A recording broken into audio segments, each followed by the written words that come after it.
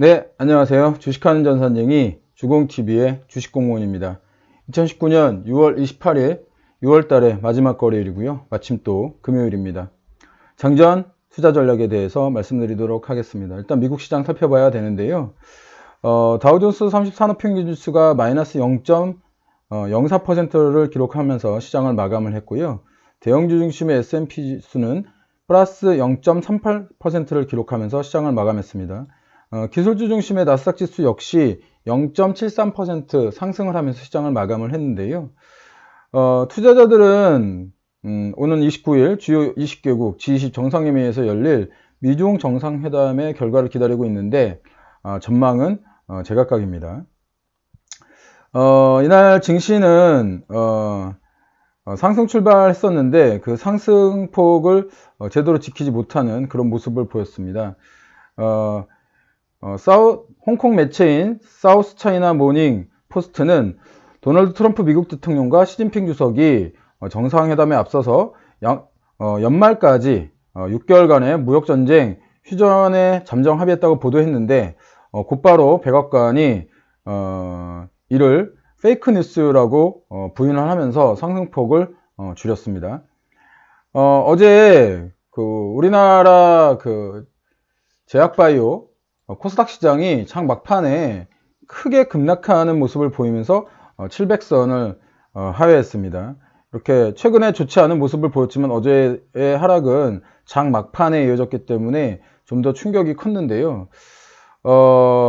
HLB라는 종목이 이렇게 어저께 하한가를 기록을 하면서 코스닥 시장을 크게 흔들었습니다. 계열사인 HLB 생명과학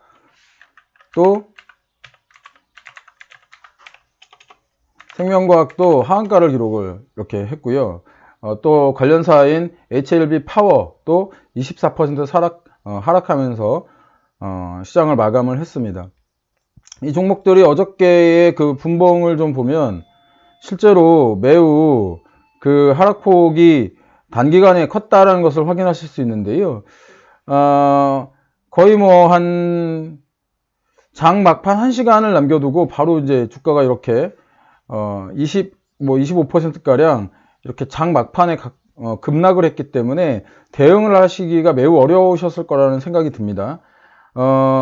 HLB는 이날 여의도에서 긴급 기자회담을 열어서 신약 리보세라닙의 글로벌 임상 3상 실험 결과 임상 목표에 도달하지 못해서 이런 결과가 나왔다라고 이제 FDA 허가 신청을 내기 어려울 것이다 라고 얘기하면서 이렇게 하락을 한 건데요. 여기에 이제 메지온이라는 종목 역시 어떤 비슷한 그 임상 실패설이 돌면서 하락을 하였는데 메지온은 유대나필의 임상 실패설에 이렇게 28% 이상 급락하는 모습을 보였지만 아직 임상 실패에 관련해 가지고 결과가 나오지 않았다 라고 하면서 방어에 나섰습니다. 하지만 한번 떨어진 투심을 잡기에는 좀 역부족인 그런 모습을 보였습니다. 여기에 이제 또 비트코인 가격이 이제 연일 이제 급상승을 기록하면서 비트코인 관련주들이 상승을 했었는데요. 비트코인이 이제 하룻밤 사이에 1430만 원에서 이게 지금 이제 1200만 원대로 이제 또 급락을 했습니다. 10% 넘게 급락을 했기 때문에 이 관련주들 역시 상승폭을 모두 반납하는 그런 모습을 보였습니다.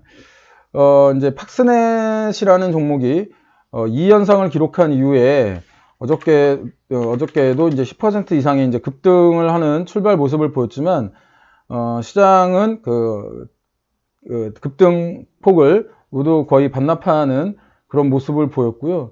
또 역시 이제 옴니텔이라는 종목 역시 종목 역시 24% 넘는 상승을 보이기도 했지만 그 상승폭을 거의 마감하면서 6%대의 종가를 기록을 하면서 고가 대비해서는 약 18% 정도 밀리는 모습을 보였습니다. 어제 주식공무원이 미국 주식의 이제 러셀 2000 지수를 말씀드리면서 이 중소형 관련주들이 상승폭이 지난 5월 달에 비해서 이 반등폭이 크지 않다 이런 말씀을 좀 드렸는데요. 중소형주 스몰캡 종목들의 상승이 경기방어주에 비해서는 매우 약한 이런 모습을 우리나라 시장에서도 확인하실 수 있습니다.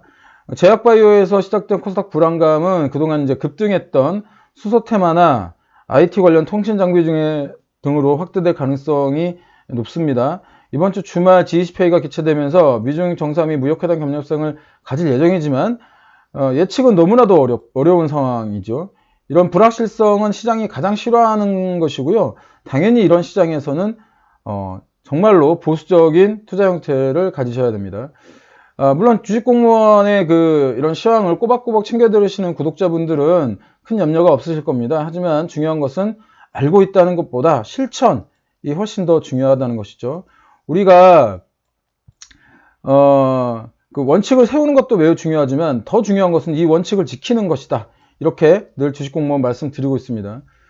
최근 20일간의 어떤 수급을 좀 살펴보면 이 수급에서도 이제 어떤 개인 투자자와 기관 투자자들의 움직임이 달라 보이는데요.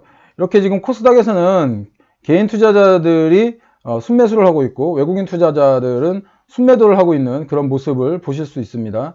또한 코스피에서는 외국인 투자자들과 기관 투자자들은 이렇게 6,300억과 7,900억을 순매수하는 반면에 개인 투자자들은 이렇게 1조 1천억 원을 순매도하는 이런 좀 안타까운 모습을 보이고 있습니다. 아까 코스피에서 제가 잠깐 말씀드렸지만 코스피가 700선을 하회한 가운데 이렇게 개인 투자자들의 매수가 이어지는 것은 싸다고 사는 겁니다. 늘 말씀드리지만 이 싸다고 사다간 싸닥이 맞습니다. 오늘은 6월의 마지막 거래일이고요. 금요일입니다. 미중 무역회담이라고 하는 커다란 불확실성의 이벤트가 토요일날 있습니다. 정신줄 꽉 잡으시고요. 멘탈 관리하시기 바랍니다. 오늘은 전일 바이오주들의 급락과 관련해서 각 종목의 하락 원인과 최근 코스피와 코스닥의 어떤 수급 비교, 그리고 G20 불확실성 이벤트를 앞두고 있는 금요일 시장 적응법에 대해서 말씀드렸습니다. 여러분의 댓글 추천, 좀 더 좋은 글을 쓸 수 있게 만드는 원동력이고요. 친구 추가, 알람 설정 등 해놓으시면 주식공무원 글 보다 쉽게 받아보실 수 있습니다. 추천, 구독, 좋아요, 알람 설정까지 부탁드리겠습니다. 궁금하신 주제, 관심 있는 분야 댓글로 주시면 글을 쓰는데 참고로 삼겠습니다.